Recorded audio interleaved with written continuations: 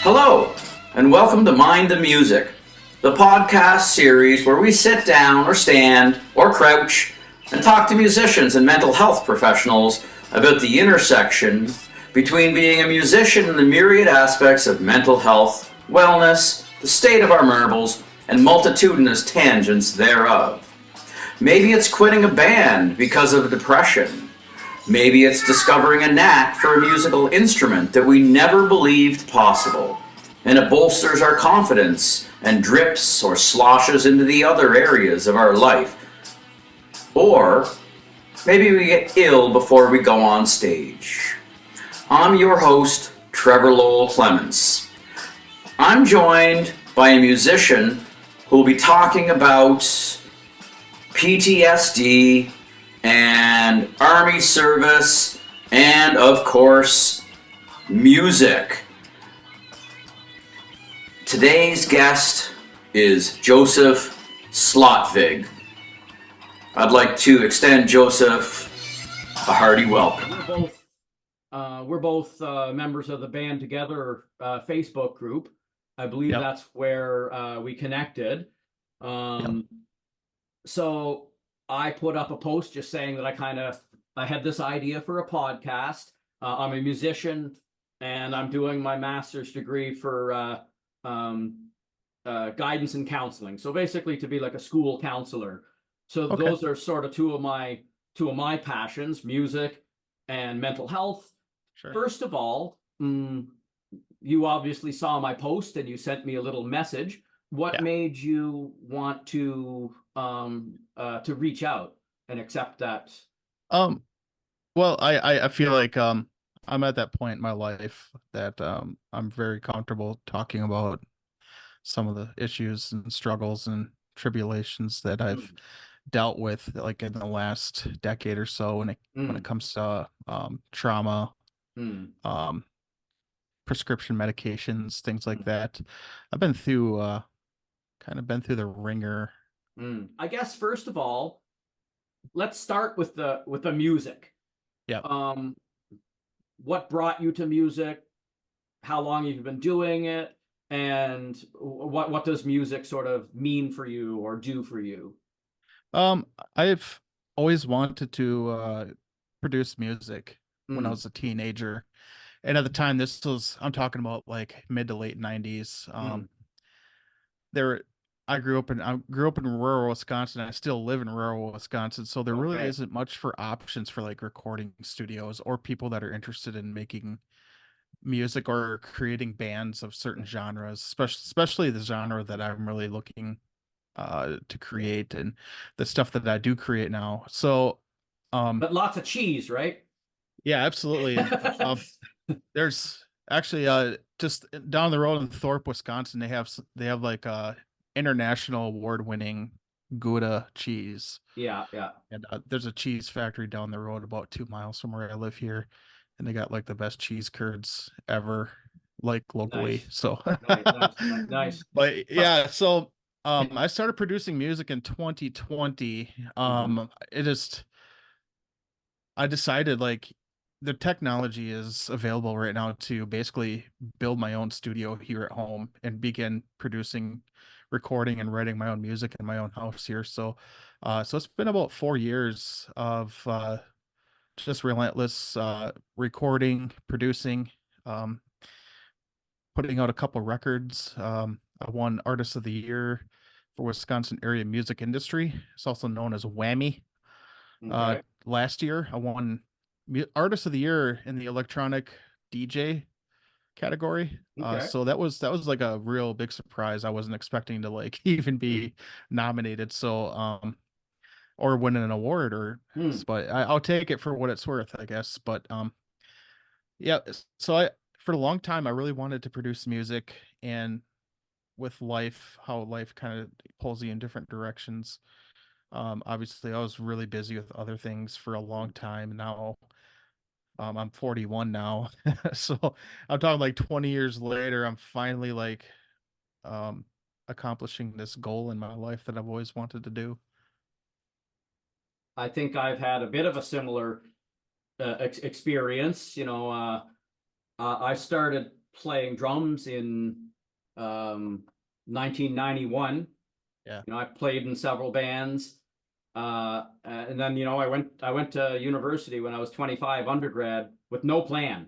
Like, just I was tired of working the jobs I was doing, so it was like I like to read books. I'll do English literature. I kind of think a lot. I'll do philosophy, but there was no when I'm finished, I'm going to be. And back then, I never opened the newspaper and saw, job wanted, philosopher wanted, like, Yeah. Right. So but then when I got to the end, the fourth year of that undergrad, my experience was, oh crap, they're gonna want me to pay back these loans. What am I gonna do? Yeah. Yep. And I kind of ended up going overseas, and I was, for pretty much 18 years, overseas. Wow. And I remember after the first year, I ended up going to Korea. I came back, and I had some stuff that I recorded before I left for Korea, with different people. It was mostly like I'm a drummer and a poet, but I can't play the other instruments, so I was depending on other people, right? Yeah. Right. And I, uh, I know we're going to talk about both of our stories a little bit. I'm kind of thinking this is a more of a conversation than an interview, but Yeah. uh, I used to be a busker, for a couple of years. I sort of made my living that way. I had like homemade drum kit, with water Oh, bottles and wow. stuff. Um, and so when I came home for that, after the first job I had, I went and I was busking at the farmer's market. And this guy come up to me, and he was like making a short film, and he got me in on there. So through meeting him, I, did drums on his movie soundtrack, just like an independent thing, nothing big or anything. And then his girlfriend at the time was like a singer-songwriter. So Okay. we went to see her play, and she had, I don't know if it was like a manager or a promoter kind of guy and girl, like they were married. So I was sitting at the table talking to them, and I was kind of saying, hey, I got all this stuff that I, recorded, and, I wasn't looking for anything, but since I met you and you're in this business, would you mind me playing it for you? And I just want you to tell me your opinion. Is it marketable or whatever, right? So he said, yeah. So the next day I went to his office, I played it for him, and he really liked it. And he was trying to convince me not to go back to Korea. And at the time and stuff, he was like, oh, I think, with this kind of hippie poetry stuff, I see you in New York doing this and this and this. And it felt very good for somebody to be excited and enthusiastic about what I was doing. But also, like, where I'm from, it's a small place. And I had this feeling that I didn't know if his connections and reach equaled his enthusiasm, right? So I'm like, I need to go pay off these loans. So I made that choice then, to put music, at least my solo stuff, on the back burner, and now some 18 years later, 2 years ago, I come back and I'm finally doing it. So I can relate, Yeah. to kind of what you're saying. Back to you. So I went overseas and stuff. You Sure. had, I know a little bit, but I'll let you tell a little bit of that part of the Yeah. story. So yeah, I joined the Wisconsin National Guard back in 1999. Mhm. And at that time, there's a big war going on in Bosnia. Mm. So, like the Middle Eastern conflicts wasn't a big thing up until 9/11, and that pretty much changed the whole dynamic, changed the whole world basically. Was And that the Bosnia Herzegovina yeah, yeah, one? they're going after I believe it's Slobodan Milosevic. He was killing Muslims in Yeah. Bosnia, I believe, or It was somewhere like over an there. ethnic cleansing kind of situation, Yeah, or yeah. yeah. So America had to intervene. I think that was through the Bill Clinton administration. They kind Mm. of led that charge. But yeah, so 9/11 happened, and that Mm. changed everything, and For everybody yeah, for the in whole the world world. really. Yeah. And so At that time, I was at Fort Benning, Georgia, and that's where I went to basic training. And that was really interesting times because everybody knew that we're going to be going to war. That I went to basic training with. That we were like the cream of the crop. That we're going to be we're pretty much guaranteed to go fight. War just started, a big war, and so yeah, 2 years later, I did not end up in Afghanistan, which is crazy. I ended up in Iraq. My first deployment began in 2004. So I deployed to a MOB site in Mississippi called Camp Shelby. It's in southern Mississippi. We spent 6 months there. Then we flew out to California for about a month for some training. And then we flew over to Kuwait Thanksgiving Day 2004. And then I think the first week of December, I stepped foot in Iraq onto our forward operations base that was near. It's in central Iraq. It's about 30 miles north of Baghdad. At the time it's called LSA Anaconda, and so we are kind of a lingering patrol base that was about 6 miles south of that, and so our mission there was to basically control a certain area, a very large area called an area of operation, and basically to repel any possibilities of militias rising up or terrorist cells. I don't really like to call them terrorists. I like to more call them like militants, because that's all they are. It's just kind of like They're like gangs basically. They're like street gangs, but in a different country. So that's basically how they are. They're just basically street gangs. They're all just trying to fight for supremacy of certain areas and villages, and then their ultimate goal is to get rid of us. So they don't like us, obviously. But we're there to pretty much disrupt any of their operations, and to make to kind of provide a presence in the area, and provide security for certain supply routes that were going in and out of that LSA. Coalition forces were using some of the main highways there to convoy supply. Sorry, what's LSA stand for? That's a logistics support area, I believe. It's an acronym. I believe it's more or less it's like a big air base. It was formerly an air base that was for Saddam's old army. There's a lot of like military type bunkers there where they used to park their fighter aircraft. Some really heavily concrete enforced buildings that were obviously the coalition during the invasion didn't want to destroy everything because we knew we were going to be coming in to occupy, so we'd had to use some of those facilities. So, and there's a pretty decent airstrip there. So yeah, part of that mission was to basically disturb the enemy's operations.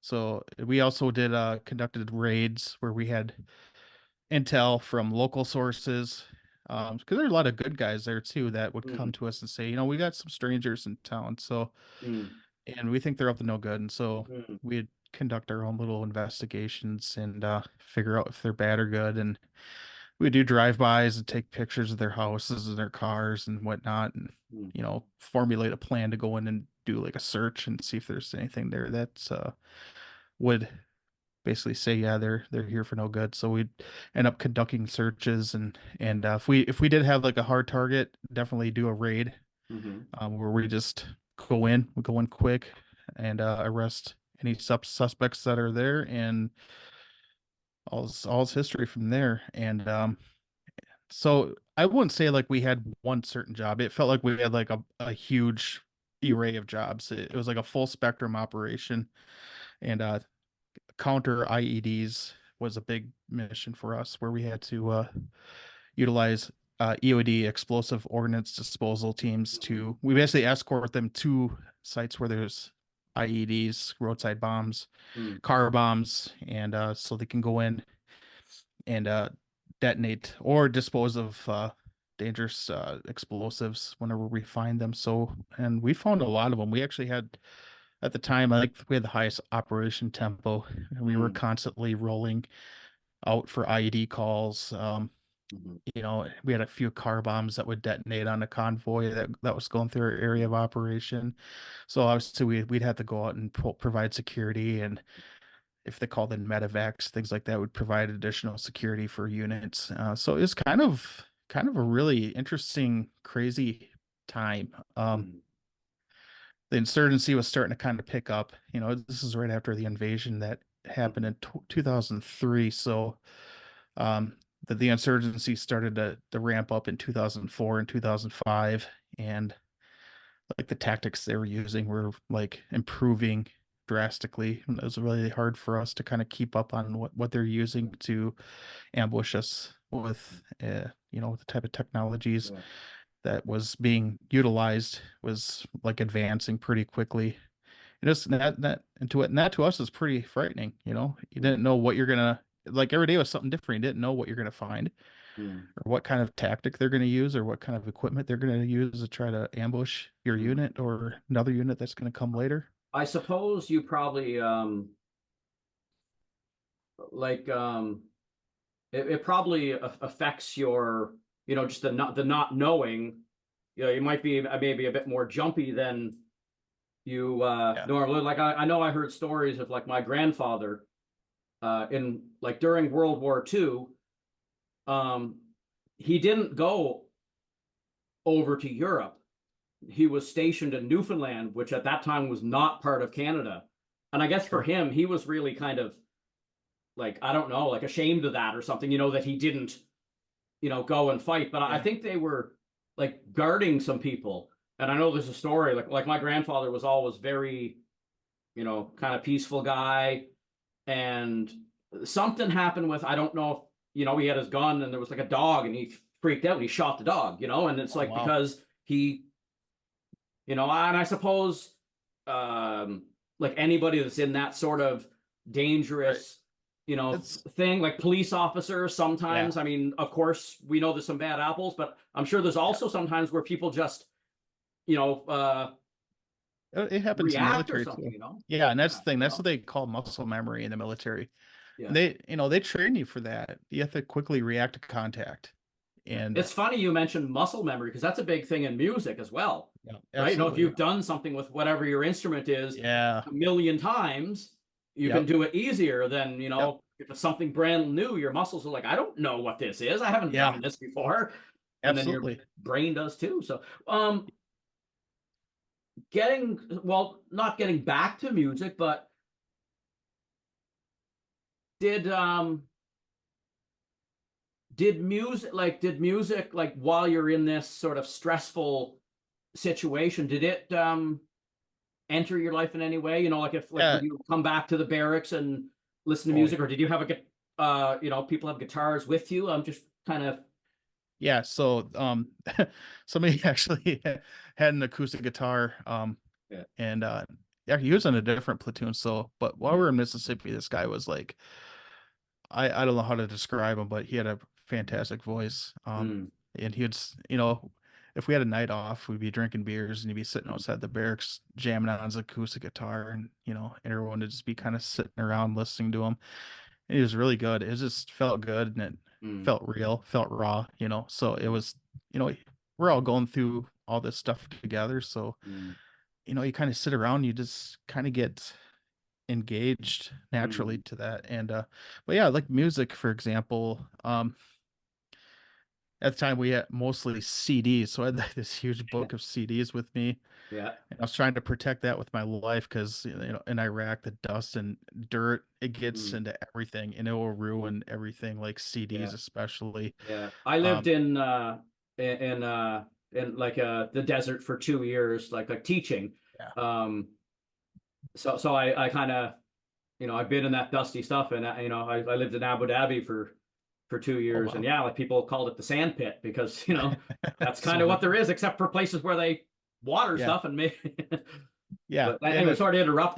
But yeah. no, it's all right. And it's funny because in central Iraq it's very agriculture. There's a lot of vegetation. Mm, And actually there's parts of it that if you ever seen like old stock videos or war footage mm, from Vietnam, there's actually parts in Iraq that kind of resemble Vietnam with the palm trees. Mm-hmm. And some of the river, especially really like right around the Tigris River, it Mm. gets really vegetated in those areas. And part of our area of operation was right along that. And unfortunately, our platoon wasn't in control of that. There was a unit that was attached to us. Mm. They had Bradley tanks, and those guys, they had a pretty rough time. Mm.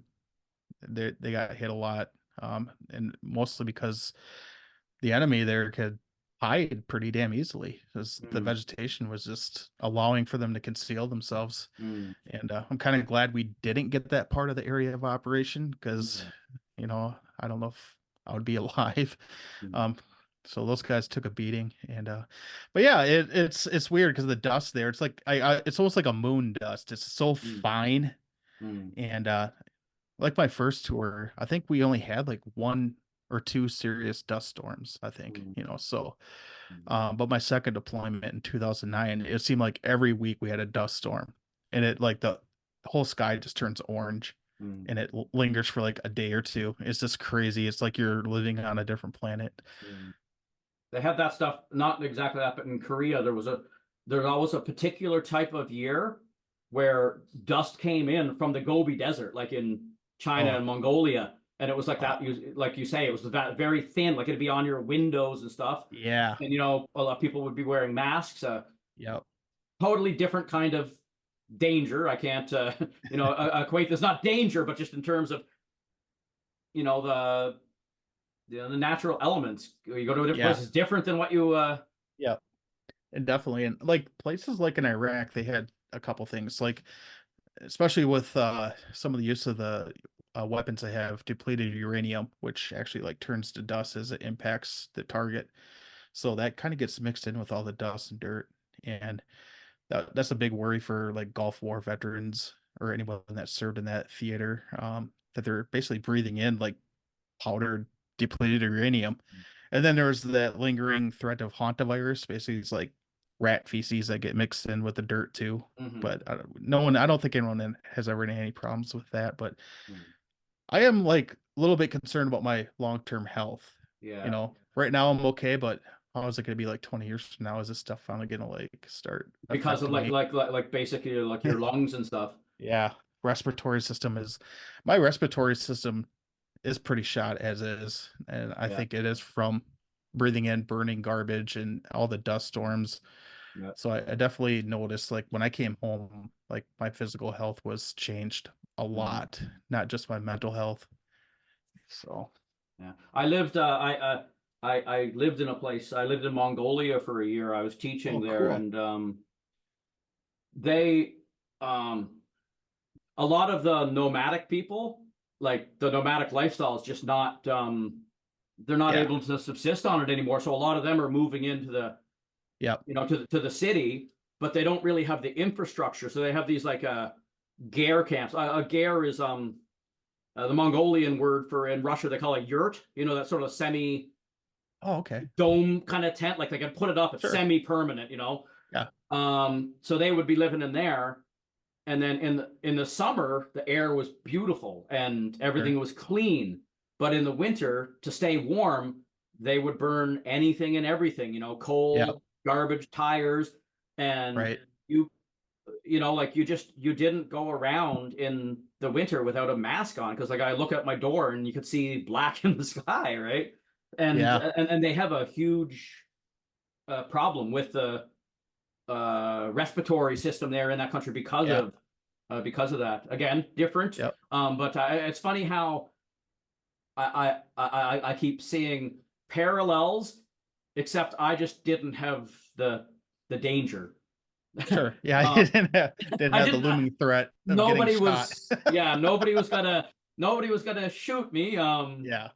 But funnily enough, like, did you mention like like you were saying like now you feel ready to talk to this? I think you might have Yeah. mentioned in your email like you've Yeah. had some issues with PTSD and Yeah. whatnot.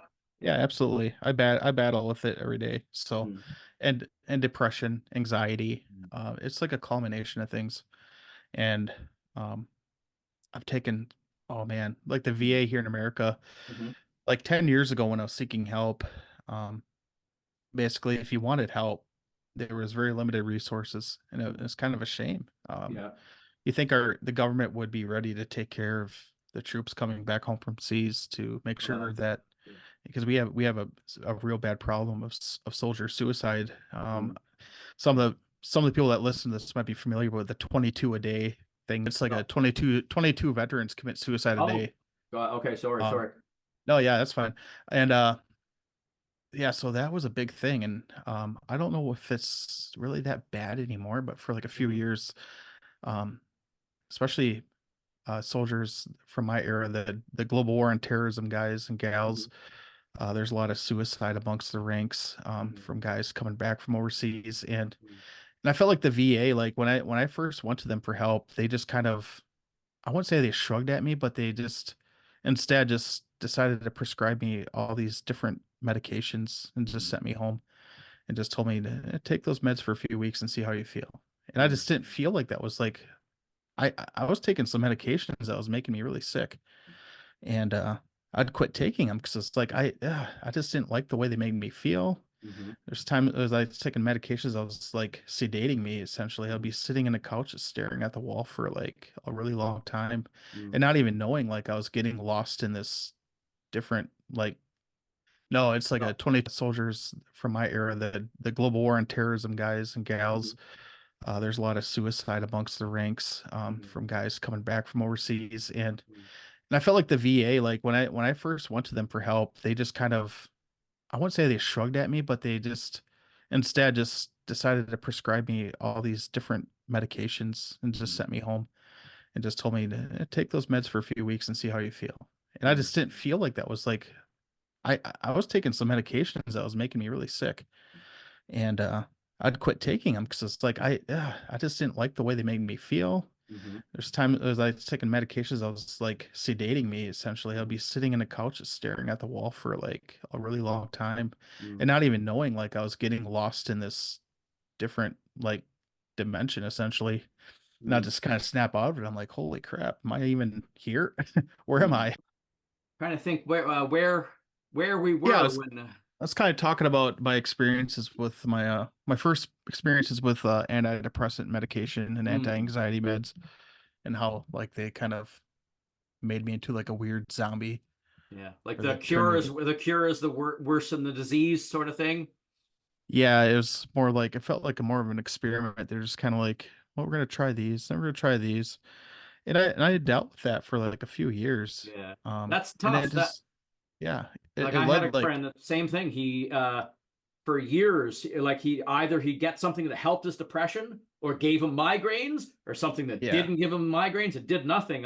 I was sort of yeah, lucky, like with my meds, I didn't have too hard of a problem. But for some people, sure. it's Yeah, just rolling these dice, I imagine, and yeah. It hoping was that you roll doubles.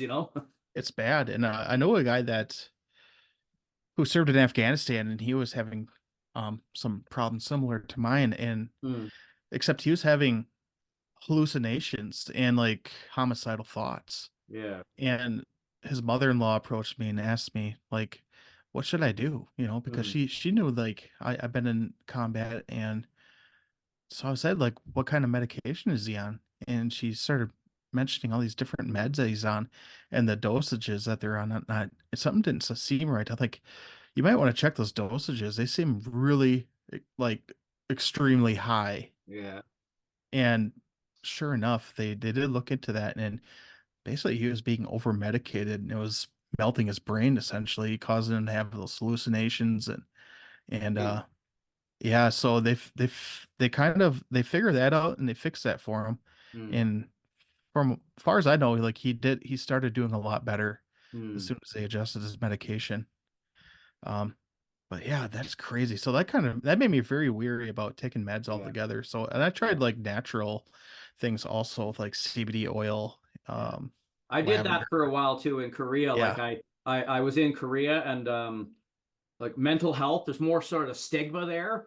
So I was sure. kind of worried to go to I don't know, a doctor, and I found some Yeah, stuff online that had, I think, St. John's wort and stuff. And I was doing that for a while because like in my first year in Korea, I remember there was this other teacher, this woman there, and she had schizophrenia, and she kind of had I don't know, for some reason she trusted me, and she had like an episode, and she'd locked herself in the bathroom, and she wouldn't come out, and she wouldn't talk to anybody, but me. And we finally, eventually got her out of the bathroom. We're like, we got to take you to the hospital, right? Like, this is serious. And then like the hospital, whatever, I don't know, like they called her employer and told, you know what I mean? It's like, there was just no like confidentiality or whatever. So that, spooked me, right? And it's when you're nothing, like I kind of think I know I need it, but and when you have like mental health, like I think issues, your mind can play tricks on you, right? You can Absolutely. Kind of, paranoid. I don't have anything that could equal or equate, like I said, nobody's shooting at me, right? Right. But I had 2 years when I was in Abu Dhabi. It was a pretty tough, like the kids there were very rowdy, and they had like zero respect for me as a teacher. And okay. I basically I went 2 years, and the entire 2 years I wasn't able to get them to like behave and be quiet long enough to do attendance. I knew after like a month that I didn't want to do that. Like I was, it was like there was no education happening. It was just kind of like survival thing, right? And right. And but like that job, like I taught 8 years in Korea, but I wasn't certified teacher, right? And then I went and got my teaching certification, and then I wanted to try something different. I went over to the Middle East, but most international schools want at least 2 or 3 years like post certification. Sure. And like when I went there, like they gave you housing, and in Abu Dhabi and like in other places, like they would kind of get an apartment, and then they would give me a housing allowance to buy furniture and stuff, right? So it was like I picked the apartment, and it's completely empty, like no fridge, no stuff, like. So they gave like here's $7,000, you buy everything you need, right? Nice. And it was like, so I got that, and I knew that it was like I didn't want to stay there, but I'm like, if I don't stay here, I don't get that 2 years experience. I might not get another job, so I kind of felt like I had to, white knuckle it like through it, right? And it was pretty tough, man. There was, like I said, probably nothing.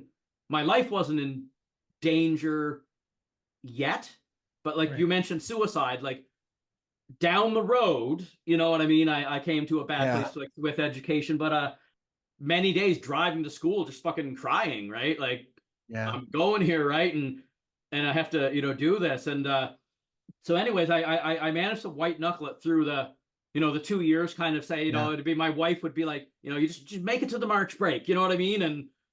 And but it was strange, right? Because like no education was, like all the teachers had just given up, it was like, and anyways, I made it to the end of the 2 years, and I kind of got out, but it still sort of it affected me. Yeah. And I took a job in a remote northern community, like it's a fly-in, First Nations community, because I wanted to be back in Canada. And I don't know, I had those kind of like red flags because it was teaching, grade 7, 8 split and all subjects. Now I have no business teaching math, like no business at all. Like I know there was a student in the class that was better than me, and it was like, so I lasted about like 2 months there, and I had a kind of a breakdown. And like you were saying earlier, how you're kind of like spacing out, like we're in the, up north, like almost to like, like Nunavut. It's a beautiful country, and the house I had, I look out the window and there's this beautiful lake. And I don't know if you've had this kind of experience, but like I'm looking out at the lake, and it's like I'm not planning anything, but I'm having these like almost like a movie playing in my head of myself walking in and drowning myself. Gave my word I'm going to do something and knock back out, but like same thing. I was going in the morning and fucking crying, right? Yeah. Before I go to work, hoping I could stop before the kids got there. Yeah. And then I lasted about 2 months, and I had to kind of give in. And I told my principal, and she was good, right? but it was like, this is a fly-in community. Like, there's no doctor. Like, I knew I needed medication or something, right? And I made an appointment, and there's like a nurse practitioner is supposed to come, but then we're up far, far north. My appointment comes, and there's a snowstorm. The doctor doesn't come. It gave me a lot of fucking respect for, a lot of the First Nations people that like live up in some of these places where milk is $12. And I was lucky. Mine was a somewhat dry community, and they had clean water, but a lot of them don't, right? But anyways, I didn't make it through.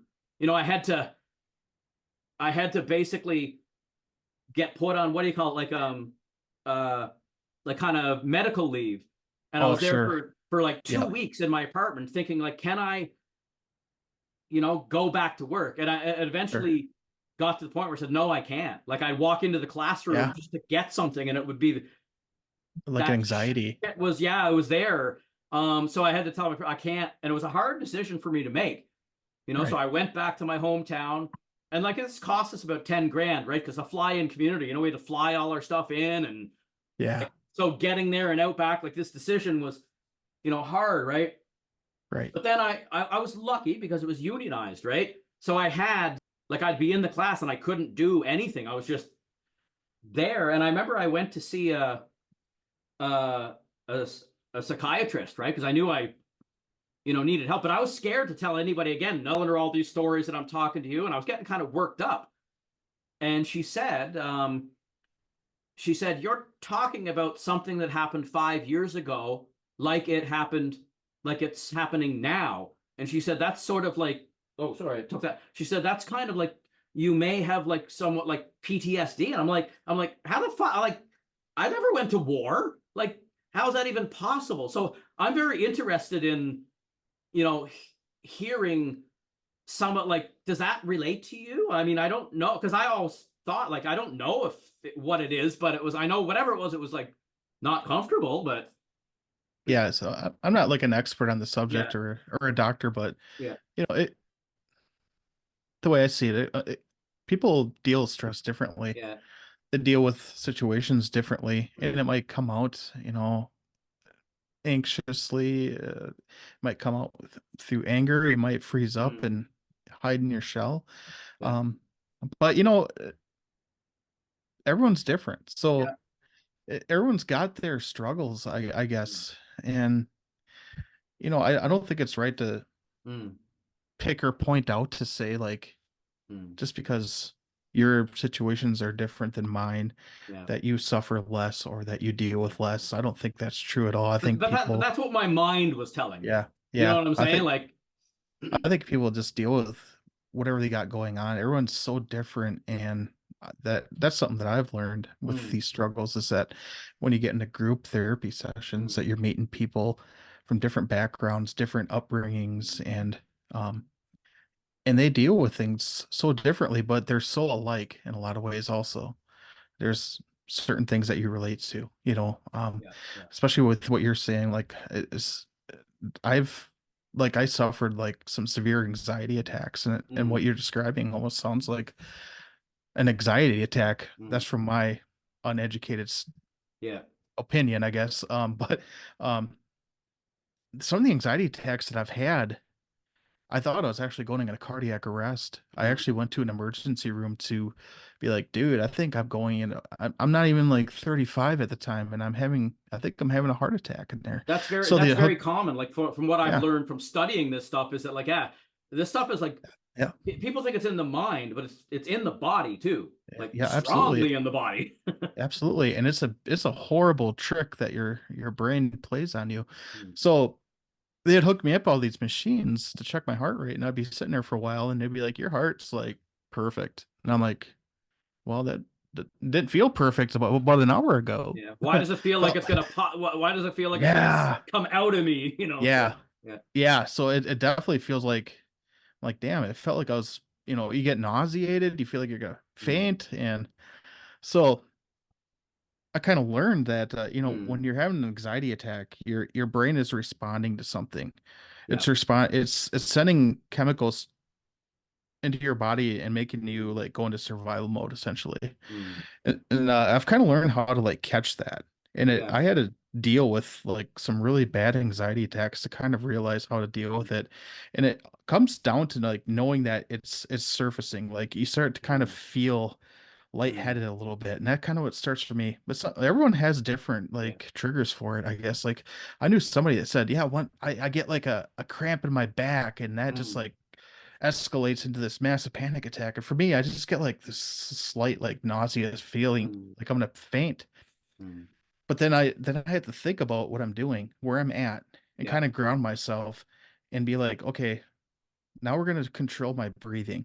And that's very important when It's you're funny, I'm when you're doing going, that now as you're talking to it. I'm like, yeah, you got to control your breathing. So because I found out like just by like getting in tune with myself during these episodes, I noticed like I'm breathing more into my chest. And that's more of your like survival mode type breathing. It's when you're breathing everything into your chest. So when I went to a PPH, it's not a course, but it's like um it's something that the Veterans Affairs here in America yeah. has. It's called what is it? PPH. It's like a psychiatry hospitalization. Okay. It's not like an insane asylum or anything, Mm. but it's like a real low level like mental ward, I should say. Okay. Yeah. Yeah. And basically you go to classes every day, and there's psychiatrists, and they teach you like techniques, yoga Yeah. and Yeah. things like Yeah. that, Yeah. meditation. And meditation is very important when it Yeah. comes to like anxiety and mental health, and I feel like I get away from that a lot, and I need to Yeah. like come back to it so often. Yeah. But the breathing is like Mm. very important when you're feeling anxious. You feel that adrenaline starting to surge through your veins, and you're starting to feel lightheaded. Mm. Like right now, I'm just kind of like I'm not working myself up, but I'm like getting into that mode where I needed to ground myself. Mm. Like you got to understand, like you got to Yeah. breathe into your belly and not Yeah. into your chest, and slow breaths. So I often like take like 3 seconds breathing in, 3 seconds hold that breath, then 3 seconds releasing the breath. Yeah. And I'll do that. I'll just concentrate on that. And before you know it, like you start to notice, like you start to feel better. The Yeah. anxiety goes away. And it's a I, very, very I, helpful trick. I've like learned about a lot of that stuff too. Like, cause another thing that um, like for me is like I had some childhood like sexual abuse stuff that happened, Sure. right? And I now like I've been to therapy and different self-help groups a lot. Like since, I mean, I'm 51 now. Since I was 19, I, you know, started like NA and 12 step, did all this different stuff, and sometimes therapy, sometimes not. But I'd never really dealt with that stuff. You know what I Sure. mean? Like specifically, I might touch on it. And this time when I came home, like overseas, I was like, yeah, okay, I'm gonna, do with that. So I found this, there's this group. It's like I think it was called Men Matter, right? And it was about dealing with that stuff, and it's telling you all about like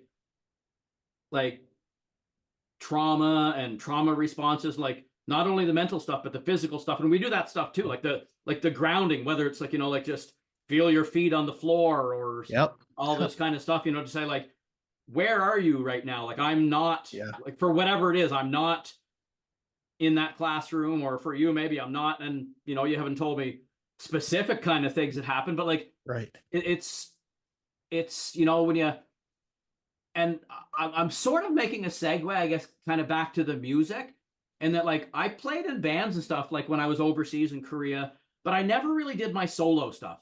I might do one of Right. my kind of poem things, but there was something kind of, I don't know, like some kind of block holding me back. And then after I started kind of going to this group, and then I started doing one-on-one therapy, I don't know, like something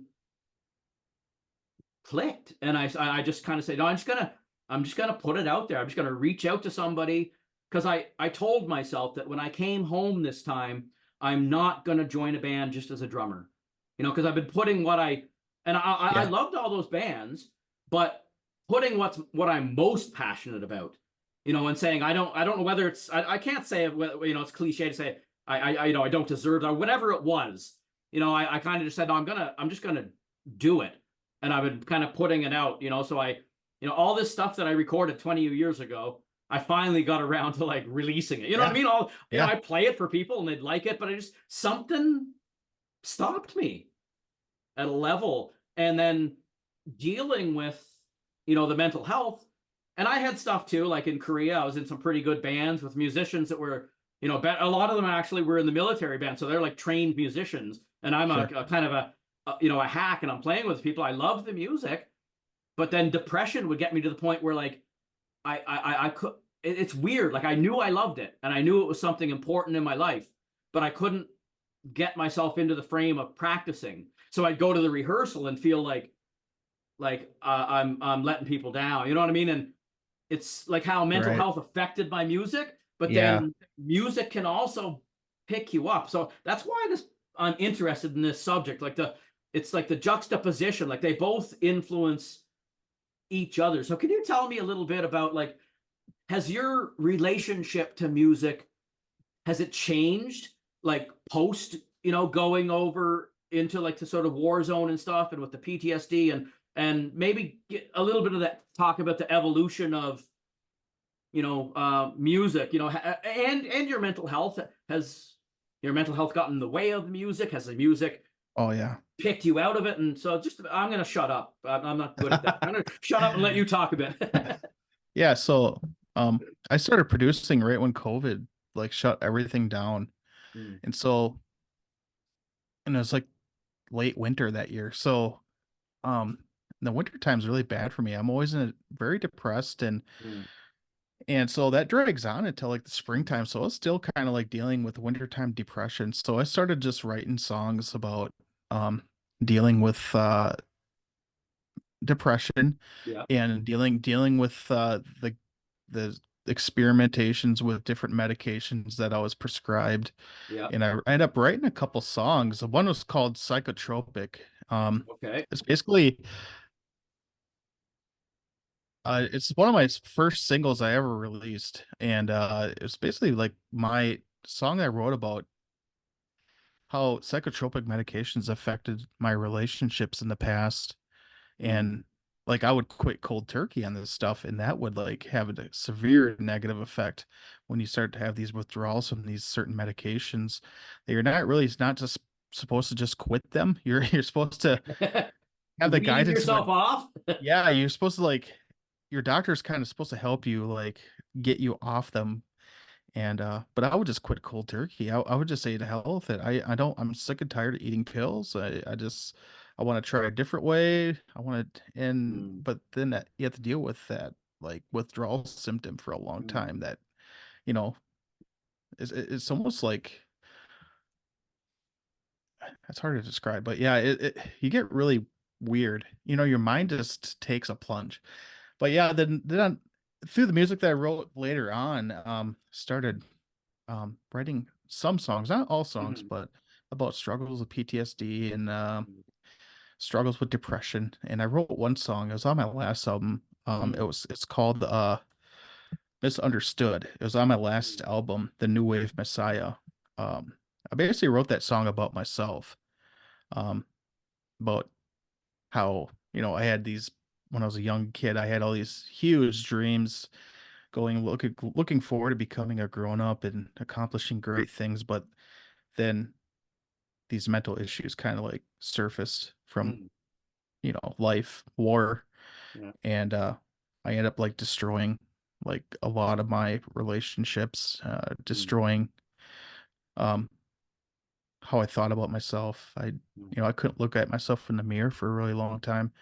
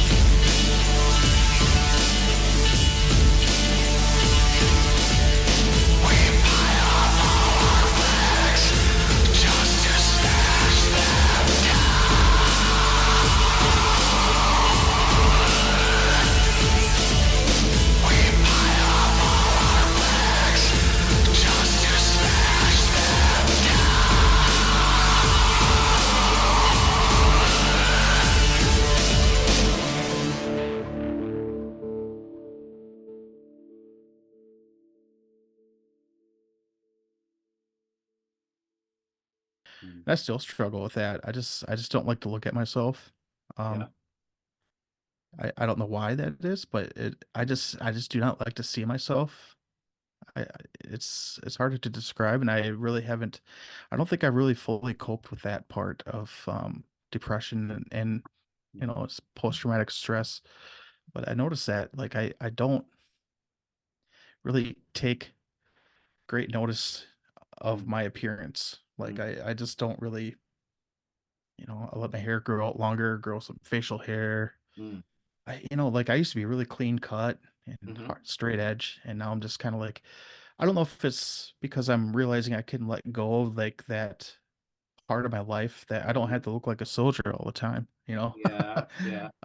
But then not now it's like, um, it's hard sometimes to really kind of look at yourself and see what you look like. Look at yourself Yeah. in your own eyes in a mirror and just like see, Yeah. you Do you know, ever wonder, like,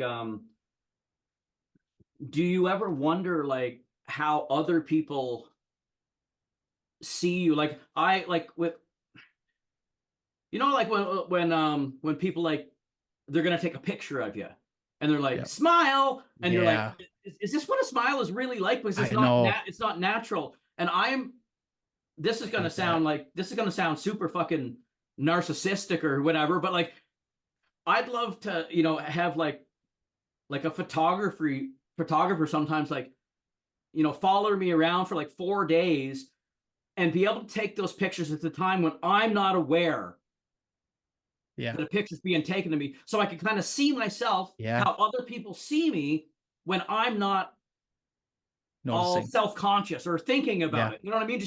And maybe that's a way to see, and man. I've come more to like be able to, to look out of this. Okay, we got like 9 minutes. I'm just saying there, so Okay. we'll try to squeeze it into nine Yeah, minutes. yeah. No doubt. But I've had the things where I look at like when I've been in bad sort of depressions and stuff, where like I look in the mirror and I just I just like stare and kind of let my Yeah, eyes like I just kind of let like glaze out, like the like when people say that aura stuff, you know what I mean? You're out here and you're kind of like you're not focusing the same way that sure. Yeah, those little things that you got to look at the picture and you got to let your eyes out focus and then you see what it is in the picture, like the optical illusions. And sure. I'd start making like mean or evil faces or something, right? And I had to like teach myself over time as a therapy to like to look at myself and smile, Yeah, like some simple thing, and yeah, it sounds so, it sounds so fucking corny sometimes, like all this kind of affirmation stuff, you got to tell yeah, yourself, you know, you're like you're a good person or whatever.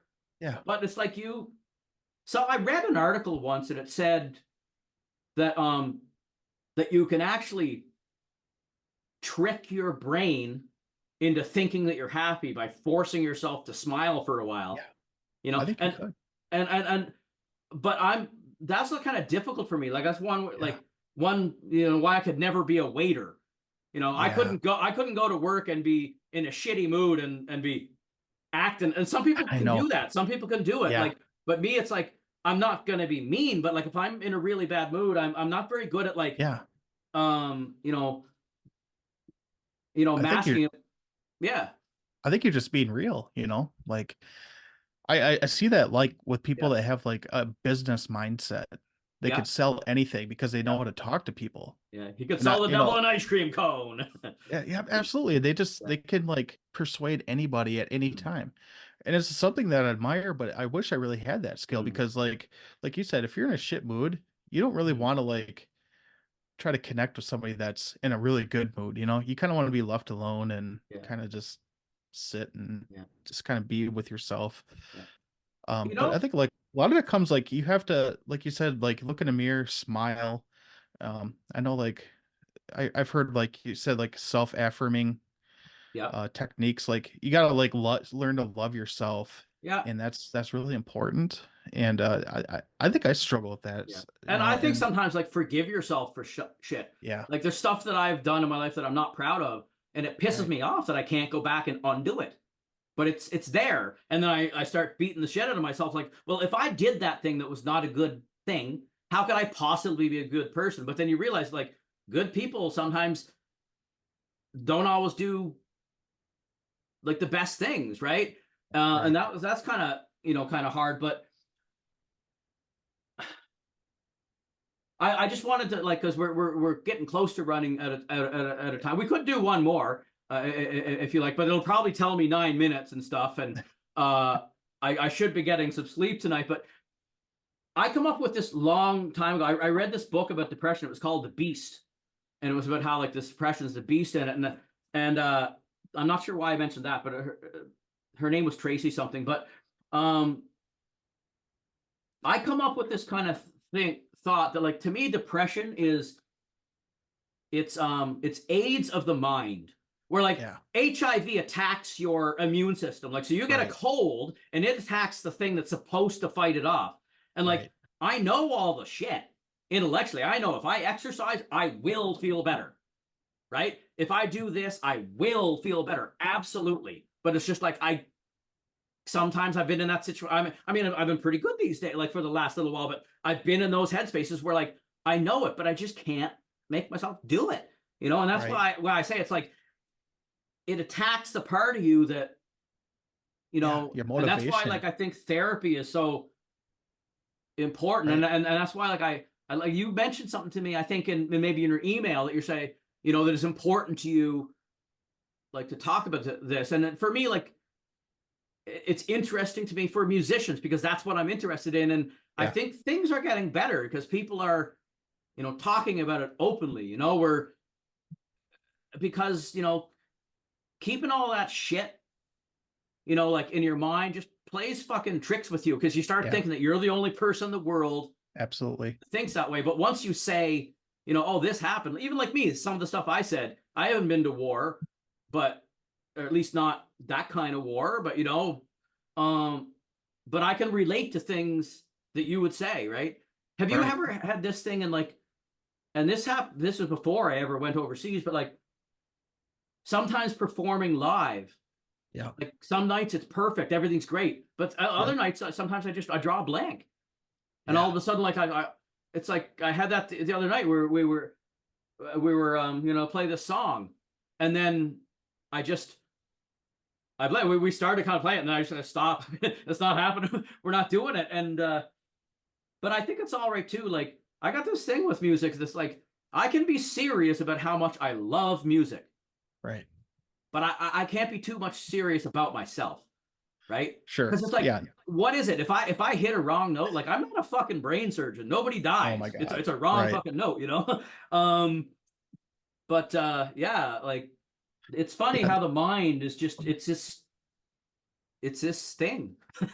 And that's huge. And, like he says about performance, like, performance for me, performing live is huge, like, therapeutic thing for me. I just act out. It's basically just me releasing all this crazy energy. And I played a show, was it 2 Saturdays ago? And everything went wrong in that show. Like, everything. Audio went to shit. The mic wasn't working well. But I just played through it, like, I was just having too much fun with it, and people are, if you getting into can, it.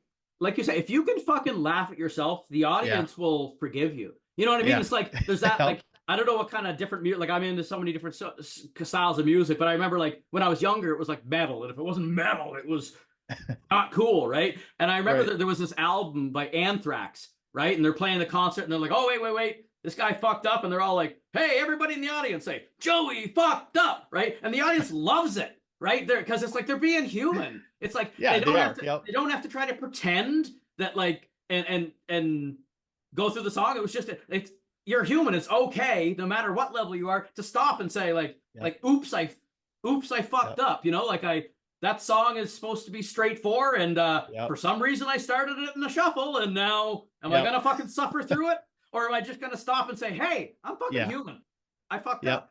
I think that's that's the way it went. I thought, I think if the whole show goes up in flames, people are at least pat me on the back saying, you know what, you stayed with it. Shit goes wrong, but you just kind of go through it gracefully, and not let it get to you. even though, other people might notice. We just got to dance through it and make the best of it. Yeah. So like that was like my show 2 weekends ago was a lot of things went wrong. It was like a homecoming show for me too.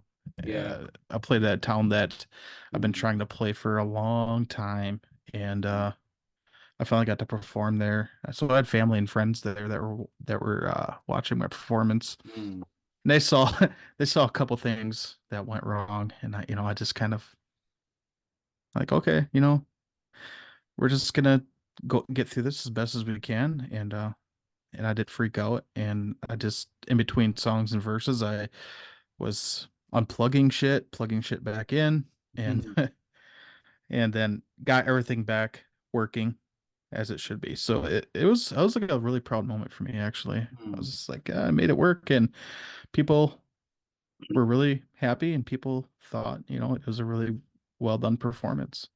That's nice. That's nice. I had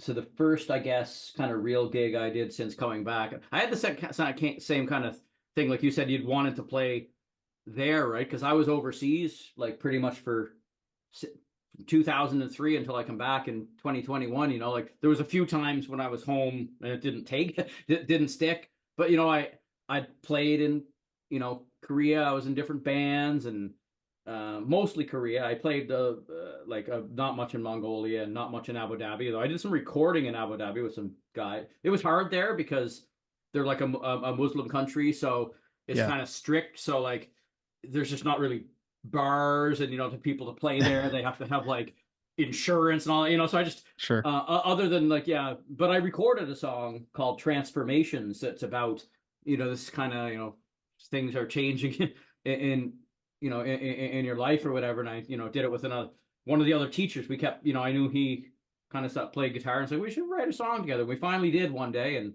I had no drum kit. I'm playing on my cat tower just to keep a beat, and but we wrote a song together. And then I kind of thought like, well, I'm not going to make a band here, but I tried a little while before to kind of get in a band, and it just never, I don't know, it just never clicked. Like schedules weren't happening and stuff. But I clicked with the guitar player, right? And then I'd met this other guy that was a bass player because our wives were both Korean, and we met. Okay. So I find out that he plays bass. And then there was the Mike Lahoang, the guy, the other teacher at my school. This is in Abu Dhabi, the school that was like, I used to say like every day was like a prison riot, except nobody got shanked. But this is the atmosphere, like kids are running through the halls, like sticking their head in the door, going bang, and kicking holes in the wall and spitting shit in the floor. It was just, it was like, it was crazy. Like 3, 4.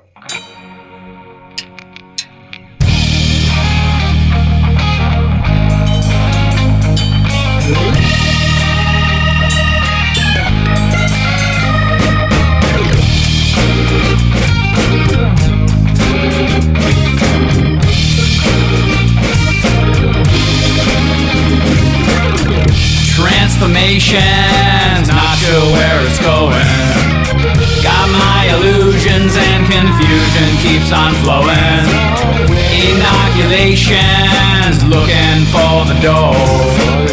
Got my delusions on the road with my chopper, running blindly through my head. Living life better than being dead. Pinch me and I'm breathing my paranoia shit.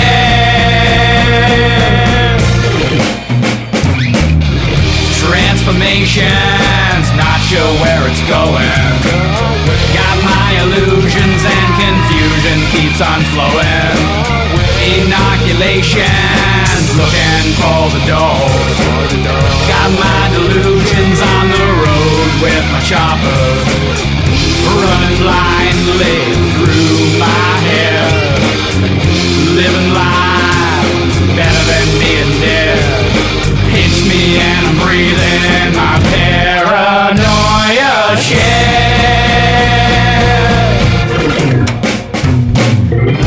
In my most deluded dream, didn't see my conscience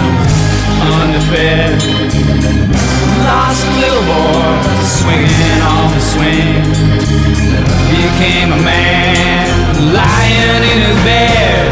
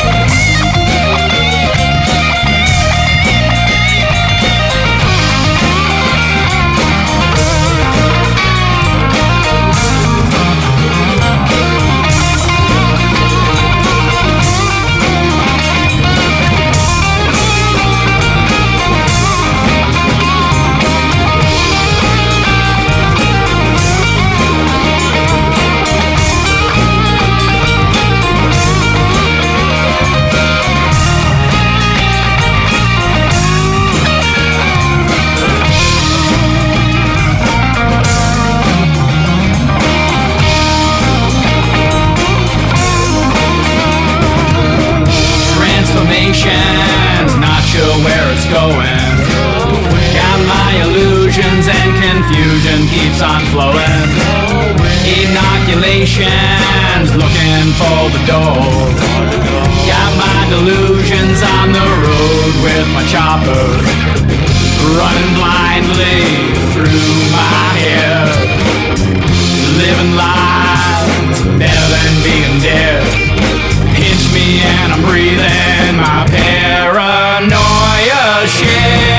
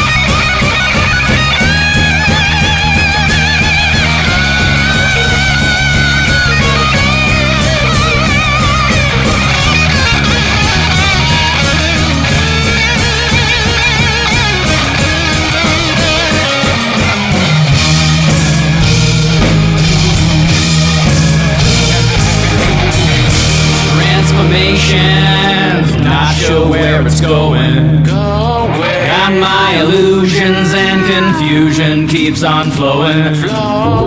Inoculations looking for the door.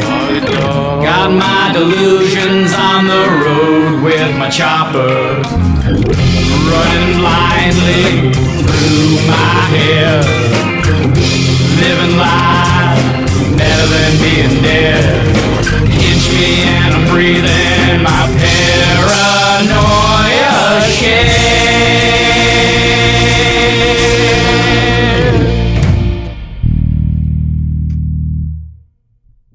Yeah, crazy. You know, like they made me guard the bathroom one day. So like kids are climbing out the second floor bathroom window and scaling down the thing to get out. So guard the bathroom. So I fucking went in and I saw the stall, like the window was like in the stall, and I saw they had a little slot of the thing, and I took a quarter and I was able to lock it from the outside so that they couldn't get into it. And the damn kid right in front of me picks up his phone, says, whatever in Arabic, right? I don't speak Arabic, a few words, but and then like 2 seconds later, some kid like shimmied up the pole in that window and unlocked it. It's like I just can't. You can't win, right? And it's like they'd be looking in the window in the classroom, and so I took like a laminator and I laminated some colored paper and covered the window so they can't look in. They punched it out, and just the stuff that happened, man. It became the point where I couldn't even try to teach anymore because it was madness. You know what I mean? Oh, it was man. just it was insanity, and it was like I just it'd be like, here's a crossword puzzle, watch this movie, and just leave me alone. Yeah. Right? Because it was that bad, and like I must have watched, but they wouldn't even be quiet for a movie. Like that's the unwritten thing with teachers, and like it's near the end of the year. I don't want to do shit. You don't want to do shit. I'm going to play a movie. You're going to be quiet. We're both going to be able to chill out, Yeah, everyone wins. Yeah, I must have played. I must have watched Cars 2 200 fucking times, and I still don't know what the fuck happens in that movie because they wouldn't even shut up for the movie. It just and but anyways, it was madness. We'll put it that way, right? I can imagine. Oh my God. But looking back on it, it's good that I can kind of laugh at it.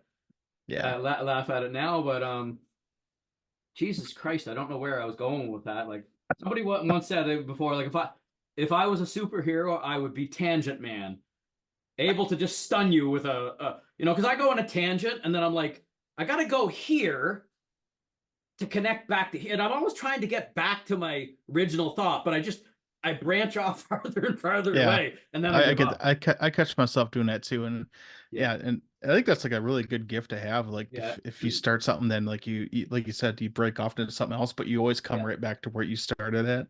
Yeah. I always find that's like a really fun. I can't fun always way. get back to it. I can't always get back to it, but like comedians do that sometimes. Yeah, they have a certain thing and this joke, and then they go into a bunch of other stuff, and like 40 minutes later, they drop it back into that joke again.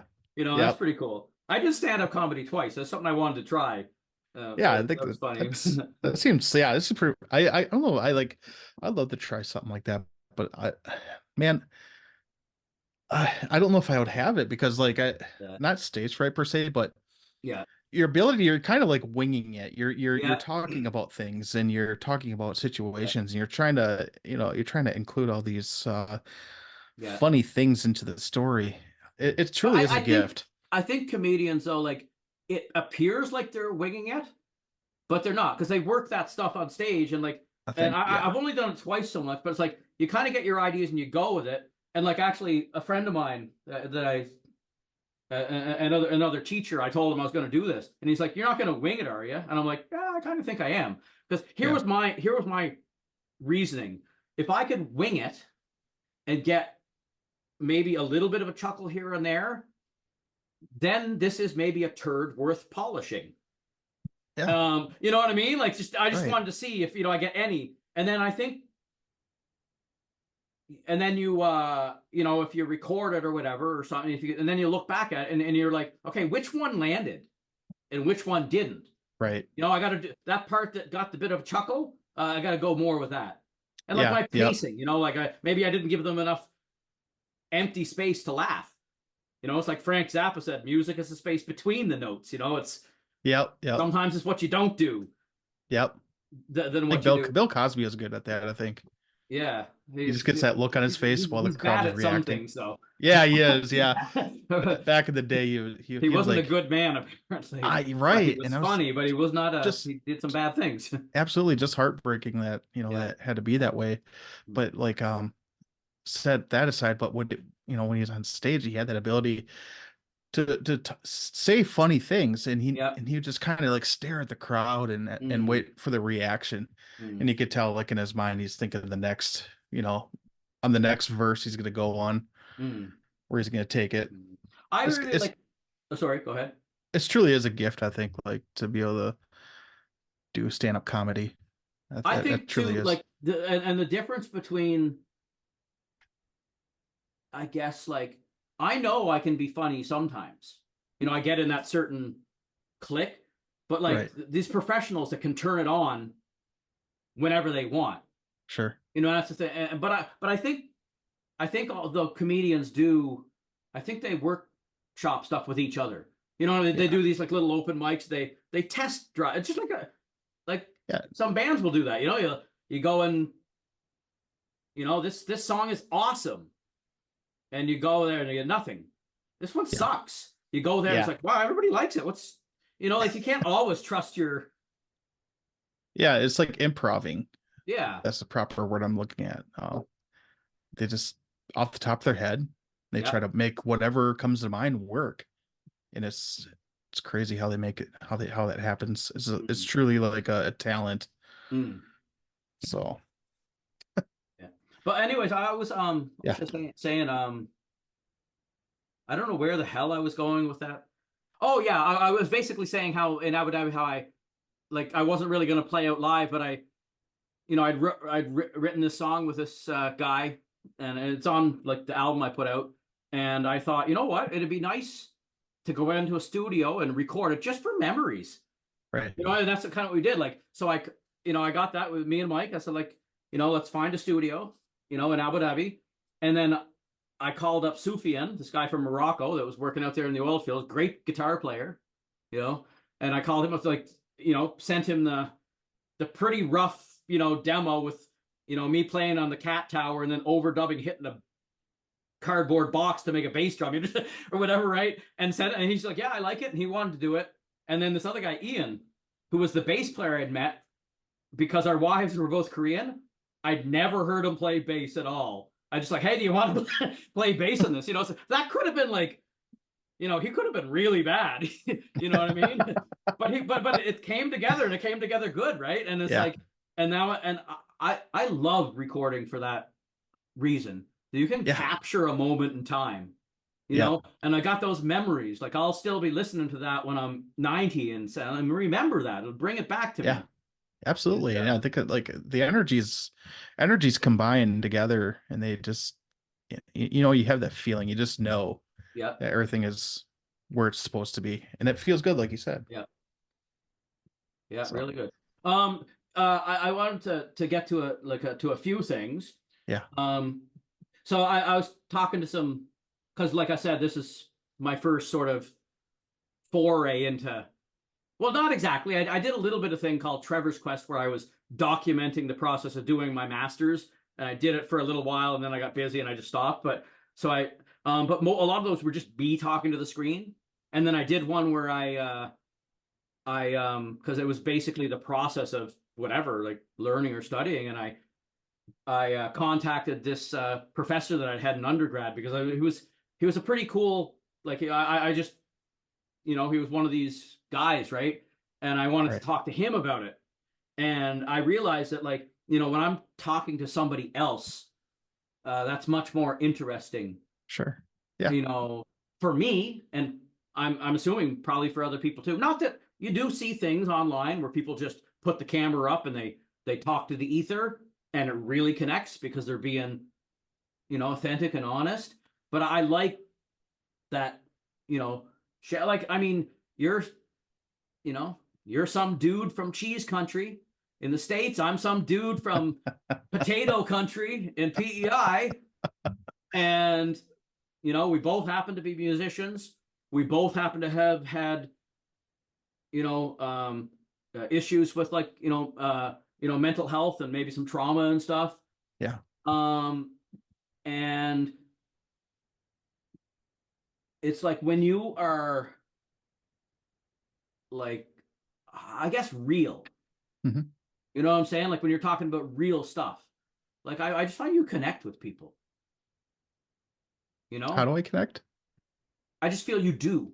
Like, sure. Like I mean, people, like in general, like because we're not talking about the weather or stuff like that. Like we're talking about, even though like we're basically strangers. Yeah. But then all of a sudden you're not. Right. Yeah. And that's, I think that's great. And that, like, they say that's like an indication of somebody has a really old soul, is that they seem to be more attracted to more deep, meaningful conversations. Yeah. I guess. And that's kind of how I am. I like to talk about more deep, intellectual, Mm. meaningful things. Like you said, like talking about the weather, easy talk.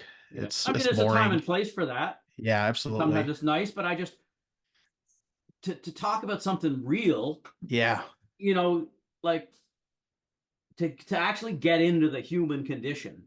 It's absolutely. it's food for the soul Yeah. in a way. Like and music, one of my favorite like I like so many different styles of music. One Right. of my favorite concerts ever is Dizzy Gillespie live in Redondo Beach. I love it because like he's got a great band. He's got like two bass players, upright and electric. Oh wow. Great, just drummer that I'd never heard of before, and not so much since. But he had a nice groove. But what I really like about the way they did it is like you're gonna have to watch this sometime, right? Dizzy Gillespie live in Redondo Beach is throughout the concert they do these little interviews with him. They kind of put it in there, and he's talking about music, and he says, and like he's kind of like he's entertaining. You can tell he's an entertaining person just to hear him talk, right? And he said, I can't do Dizzy's voice, but it's like music is an emotion. When you're playing music, he said, you're reaching right down inside the person. And he's pulling out and he's having these conversations, and you're seeing his, kind of personality. And then the music is so good. And that, like when people are talking about real stuff, that's what you're doing. Like Right. you're reaching inside people or Right. um, You're tapping certain like strings inside people's souls. yeah. You're really, and that's how I like when I produce music. I produce music that more like Mm. when I'm creating sounds and stuff like that, it's hitting me like in Yeah. a certain level. Like it's hard to explain, but like there's certain like sound waves that just like it gets me into some really Mm. interesting states of mind, I Yeah. should say. And I just go with it. I can definitely get that. Yeah. I can do that. Some stuff is meditative. Oh, I know what I Yeah. wanted to get to Yeah. get in.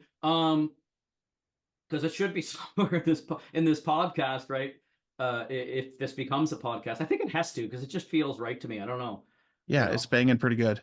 I don't know how often I'll do it. I'm like maybe once a month, rather to put too much on my plate. Even though maybe Yeah. I'll lose people because I'm not constantly putting out content. But actually, I don't care because I'm doing it partly for myself because I want the connection with people. Yeah. Yeah. And so I'm not overly concerned whether it goes viral or whatever. But Yeah. if that happens and somehow I can monetize it and make a bunch of money, then maybe I do it every week. So Yeah. like this would be the part where if I had Patreon, I'd say click on the link and send me your money, Yeah. right?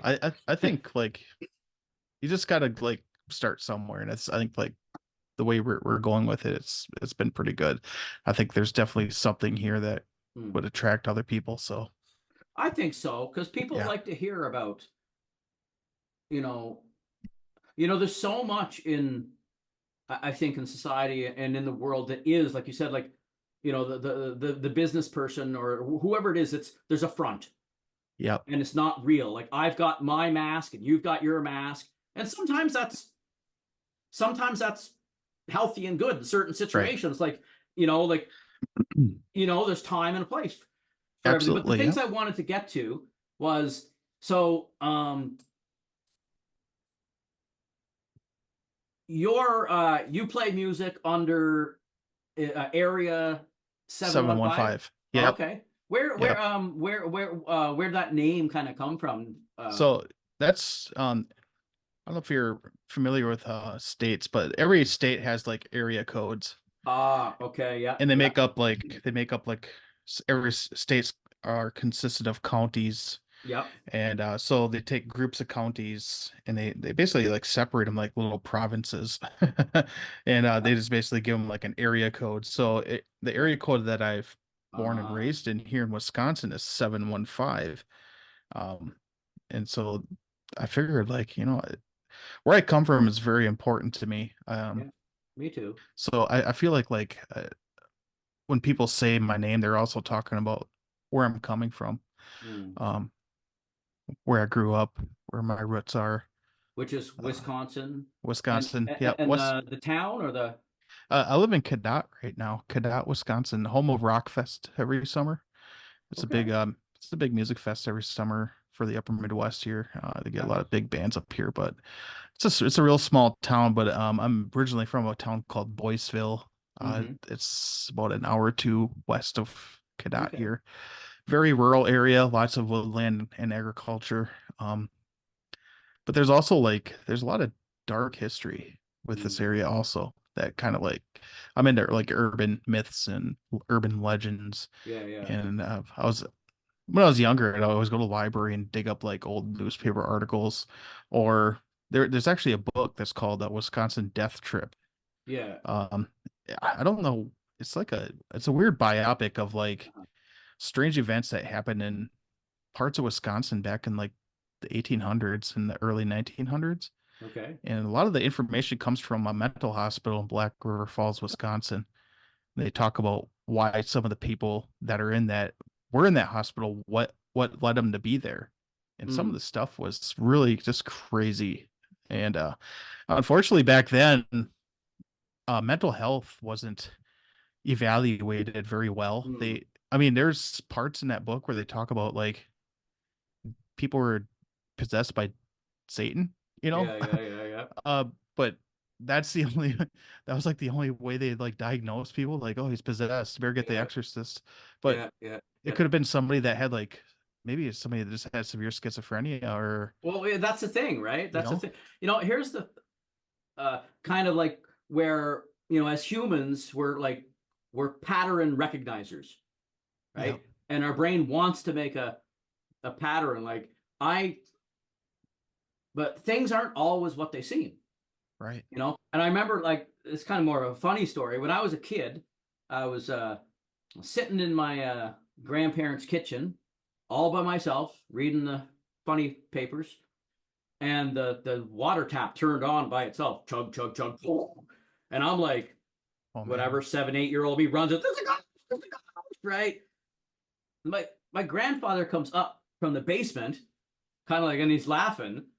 He was working on the water pipes, right? So the faucet was open up in the kitchen, but closed down in the basement. When he finishes working, he opens it, right? But now, if he wouldn't have come up and told me, to this day, I might be thinking that, there's something supernatural going on, right? There's a ghost, right? Right. But it's Right. there was just something I didn't see. And I think Right. maybe that's back then, people didn't understand maybe, Yeah. mental illness, right? But human beings want to have an explanation. So it's well, Yep. he must be possessed. Yeah, possessed by demons, got to There was put a them in a straight coat and splash holy water on them to heal yeah, them or something. Yeah, there was a big thing like that in Brunei, the last place I lived before I come home. That a lot of people believe quite strongly in this kind of stuff, and there was yeah. basically it's a mass kind of mass hysteria, it's Sure. catching, and there was a school that they believed that it was possessed, because Yeah. some teenage girl, likely she was having something, an anxiety attack or something, but then they believe it's she's possessed, and they had to Yeah. have the king come in and exorcise the school, Oh my God. right? It's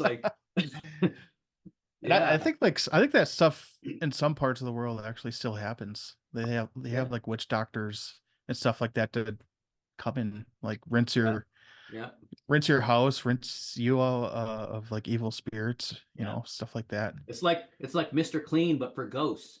Mr. Clean, Yeah. clean your house until everything's not spooky. Mr. So area 715. Yep. You were talking about that song Psychotropic, and you Yep. set that up a little bit. And I remember asked you in the email, do you mind me using Yeah. your real name on the podcast? Do you want to say who Yeah. you are, or Yeah. I'm you can? Joseph Slotvig, and Okay. I'm a producer, songwriter, for my solo project called Area 715, and I've been kind of officially producing since 2020, late 2020, early That's pretty cool. 2021.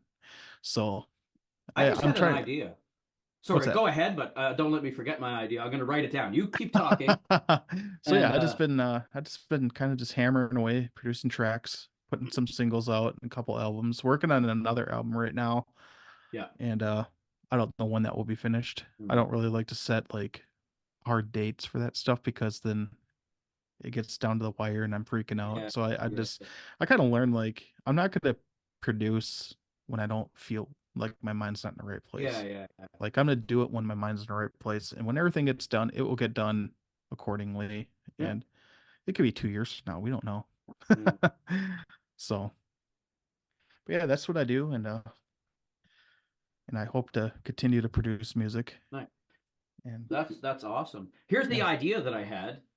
Maybe this could be something that I do if I do this. So like your style of music you said is sort of like what would you classify it? uh, well, I'd say it's like one of my favorite genres is Okay. industrial metal, electro. Like Ministry Um, kind of stuff or yeah, I mean, Ministry was a big influence. Nine Inch Nails, yeah. Ministry. Um, some of those forefathers of like that type of genre, even like Depeche Mode. Even you can probably classify them as almost like industrial for their time. But yeah, I really dig into that like electro Like like group.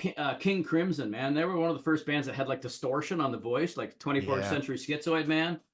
Yeah, I remember hearing King Crimson back in the day. I don't remember like Yeah. track specifically, I'm but I know what hoping you're to go talking about. see a show in Moncton if I can get a job and afford. Well, I got my taxes back, so maybe I can. It's Yeah.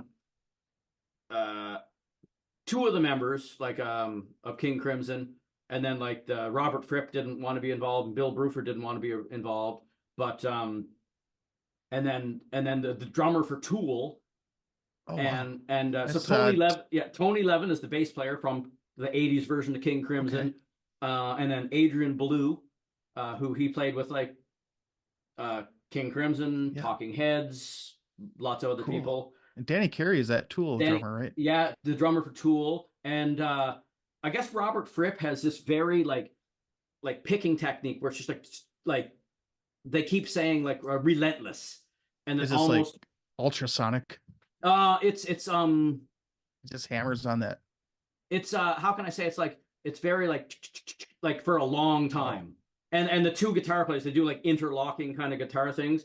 So, sure. anyways, it's he didn't want to be involved with it, but he gave them their blessing, and he said like the only person that he thought could play that was like Steve Vai, just because like I guess it's very difficult, like the way he does it. Sure. He's got his own, and even Steve Vai is saying like he's got to like this virtuoso guy. He's got to like woodshed, you know what I mean, to do this unique thing.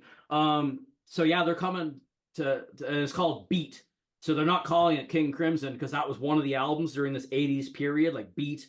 Uh, what was it, like Three of a Perfect Pair, and I'm forgetting the other one, but they're coming like close to me, and I can't believe they're coming close. So I'm really Oh hoping to wow. go to that. So I'm trying to get my band members to like help pay for Sure. gas and the bridge free so I can like sell it to my wife. It's like, because I really want to go, right? But I got on a tangent again. Oh, okay. Whatever I was saying isn't important. Here was my idea. This could be something that I could do with this podcast. It's like the people that I talk to, and maybe that's good to only do it once a month, is like collaborations. Yeah. Because I'm a drummer and a poet. So I do like it's like beat poetry, jam band kind of stuff, I guess, Sure. right? I do some songs as well. Is it like Uh, spoken word type stuff? yeah, sort of. I'll send Okay. you I'll send you Like a link or some sort. yeah, just let me check here. I'll find it. It's I think if you go like TLC underscore Barncat on Okay. I'll send it in an email. I'm pretty sure, Okay. but it's like Yeah. the name of the thing is like Trevor Lowell Clements and the Barncat poetry beat. Okay. And you were saying talking about where you come from being important. Yeah. I always used to call it the shoot first poetry beat because I have this one poem back in '97, I was assistant coordinator for National Milton Acorn Poetry Festival. Milton Acorn was like a poet from here from PEI that kind of did well, and it had an anti-racism theme, so I had to write something for that. And of course, I went like science fiction, and I was like just like our sort of how we can be as this human race, these intelligent people. And it's like, so my science fiction idea is that like there's been this benevolent group, race of aliens that's been watching us for like a couple thousand years, and they're like, okay, they're really fucking up. We got to go help them out. So they come, right? And they're about to say like, Earth leaders and peoples, we approach, and they're gonna say, in peace and to help you, like, we're gonna cure cancer, we're gonna get rid of pollution. Like, here, this is an energy source you can use that makes no pollution and is free, and they're gonna fix everything. But before they can finish what they say, like the generals and stuff are like, they're attacking, they shoot them out of the sky. Oh, they're yeah, like, shoot first, right? So it's in other words, yep. And then later in the poem, it's like somewhere in time is floating unspoken words as saviors of the human race, but we didn't give them the chance to say why they were coming, right? So that's sort of this. So I used to call it the shoot first poetry beat. And then I was planning for the longest time, whenever I put an album out, I was going to call it Barn Cats. And I had this whole concept behind barn cats. It's like, I grew up on a farm, right? And you got your house cats and you got your barn cats. Yep. And the barn cats to me are like kind of like the artists in society, right? Like they're not really in the house, but they're not complete wild. The complete wild one, that would be like the murderers and, the really bad people, but they're just outside of society a little bit. Yeah. And if they do really good art, then maybe the people invite them into the house, like back in the, before modern times, artists would have patrons. Some rich guy would be like, I like your art, I'm going to pay for you to make art, like whatever, paint the Sistine Chapel, do whatever you want, I'm going to pay for it, right? So it's like, so the barn cats are sort of the artists and musicians of they kind of survive. They right? survive like on limited amount of stuff. But we kind of like we'll put some food out in the barn, like, so we sort of accept them, we sort of nurture them a little bit, but they're not, the house cats, they're like the doctors and the lawyers and all that stuff, right? So that's, anyways, I kind of got thinking of that, and I grew up on a farm. That's a really good way to put it. And so I feel it's like connecting me to more of who I am. I still have that poem, Shoot First, it's on there.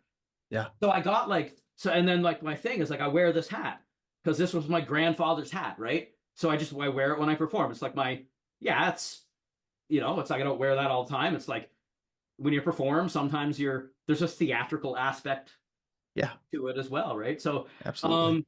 So anyways, I could like maybe think about shit that we talked about, and I could just record like a poem and send it to you, and you could put some music under it. Yeah. I could put some drums or whatever. So maybe that'll be a thing that I do, like a 1 minute collab, or what I mean, like something short, and I give to people, and then you do whatever you do with it, whether I put it up on my site or it ends up on 2 different albums. It's like it's on yours and mine, or it just exists in the internet. So I don't know if that'd be something, but that's kind of just an idea that popped into my head, that like maybe collaborating with people, even if it's just for fun. I don't know. So that's an idea. Yeah, that's the thing. Yeah, it's definitely a cool idea. The other idea that I have is because like in undergrad, like I was a philosophy minor, so to be like and I'd have to plan this in advance to give people some time, but it'd be like quote of the quote of the episode. So I'd ask that person, oh sure, what's a quote from some famous somebody, philosopher, science, whatever, and in history that really connects with you, and you put that out, and then I don't know, like a philanthropist or something talking about something. There's all kinds of cool stuff out there. So do you have you had that one song, Psychotropic? Do you have like, because I think this, if I play songs of people, I'll I'll get them to send me the MP3s and I'll edit that in rather than trying to deal with figuring out how to get it. Like if you'd like that, do you have Yeah, I mean, another something that you'd it's all on Spotify and Apple Tunes, Apple Music, Amazon. That's all on. You can find all my stuff on streaming apps. So, I just was yes. thinking if there was a particular one and you wanted to set it up, like Oh, okay, talk, yeah, and how it relate, like how it's, yeah, maybe how it's got that intersection of the mental health and stuff, and then you yeah, could say this song, and then you kind of set it up a little bit, and then that's where I edit in the and play the yeah. song. Oh, I think like Psychotropic was like one of my first songs. It's Okay. not a very well produced song because I was Yeah. using like GarageBand, I think. Yeah. Yeah. And but I think like the song, what song would be Misunderstood on my second album off the New Wave Messiah. Okay. That So one's misunderstood is the really name of the song.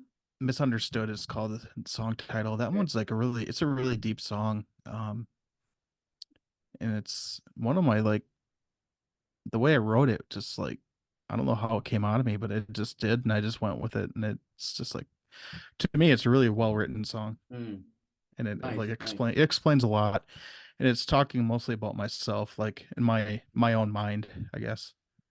Nice. Nice. Yeah, I think if I do this as a thing, it might be neat for me to ahead of time get the person to say like, here are a couple of my songs that mean something to me, and then yeah. I could listen to them and I could say, well, here's what I got out of it, and then you'd be like, that was way the hell off the mark, or you nailed it or whatever, right? Yeah, it had nothing to do with that. It's like sometimes I think like artists, you know, you got these critics that are looking at the art in the wall, and it's like Yeah, it's showing the internal struggle of yeah. of man becoming blah blah blah, and the guy was like, no, actually, it's just a cheeseburger. I just painted a cheeseburger, man. Yeah.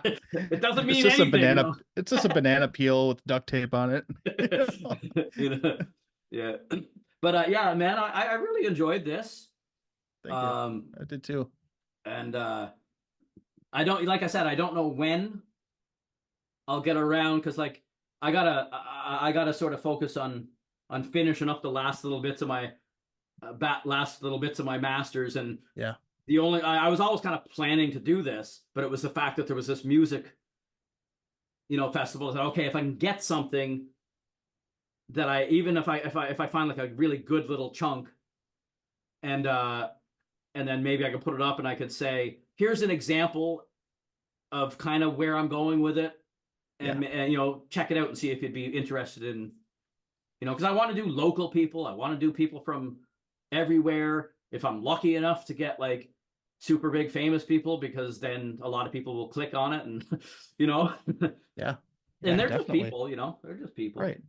Um, Yeah, I think you got a good start going. I think it's gonna be a cool project if you stick with it. I'm liking it, and it's like, Yeah, and then you get this like kind of human, kind of connection.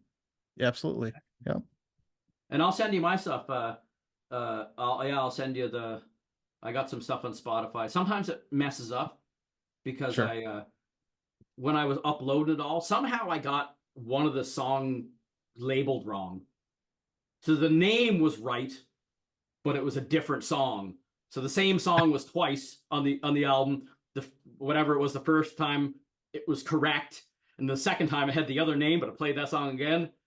And so I like, you know, talked to TuneCore, and they kind of opened it up so I could like fix it. But I think Yeah, it's sometimes it doesn't work for people. And I think really what I should do is I should just completely delete it and re-upload it, because then they send it out, again. So it sometimes it works for people, sometimes it doesn't. But I mean, I got the same stuff on SoundCloud.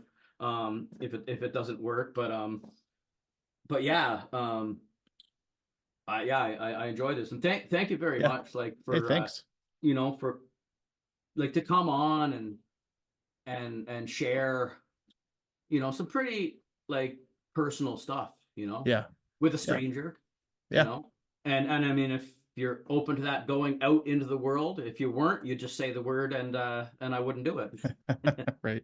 Yeah, it was good. Thanks for getting a hold of me and making this happen. It was pretty fun. Yeah. Well, thanks for reaching out. That's Yeah. awesome. So with that, I don't have a name for the podcast yet. Maybe I got to put it. Maybe I got to stick it up there on the internet with a just question mark. Yeah, and the title. Name this podcast. Yeah, or just create a poll, like have all these options. Like a poll. Yeah, I gotta come up with something that has like to do with music and mental health. Mental health. And then one of the guys in my band said, like, what did he say? He said metal health. And it's like, that's kind of has a ring, but then people are gonna think it's heavy metal. And I want like to do every kind of music. So I need something that's, you know, I thought of like something like Mind Tasters, but with something that had to do with, but then, you know, that Ministry album, the mind is a terrible thing, but it didn't work. Something will come to me or through, but like I need something short, maybe, and snappy. Might though just whip up some Chat GPT. Maybe they can come up with something too. Oh, maybe. I did make a. I made a like a logo for my kind of band, bass drum, with some AI stuff. Sure. I can. Yeah, I'm not going to bother with the share my screen. Have a good. It's what time? It's 9:38 there for you. Yeah, that is the time. 11:38 here for me. I should be getting to bed because I stayed up till like 4 o'clock in the morning last night because I was trying to fill out apply for like a showcase thing on this. It was a deadline and I wanted to get it done. So I probably won't even get accepted because I didn't even read the like.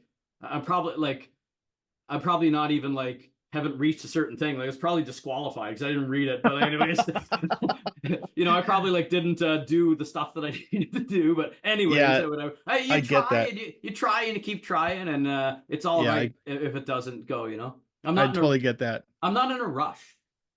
Yeah. Anymore, you know, it's like I'm gonna be in this. I got a part in a TV show. It's like a kind of a documentary. It's like Ghosts of Prince Edward Island. And it was just I saw an open casting call because I did some acting before and then I didn't do it again for like 18 years. Like I kind of want to do that. So I sent in, they sent me some words to read, you know, like to see how I would interact with the words. Anyways, like I got a part, but it's not a speaking part. But it's cool because it's like I get to be hanged twice. Because the first time they hang me and the rope breaks. Oh no! They hang me again, and they said the reason they did that is like they said they liked my physicality because like when I was doing it, I was trying to think because it was like I had this the what do you say like the script was actually from a historical account. Oh wow! A court case, right? But they said other than that, they didn't know much about him, right? So like they said, just kind of feel free to have fun with. So I have no idea what this guy's personality is or anything. He's like a police officer on the stand. So I'm thinking like, is this guy like a nice guy? Is he overbearing? Is he like sheepish? You know, so I was thinking I want to do like some kind of physical stuff, just whatever it is, just go, because they said play with it, right?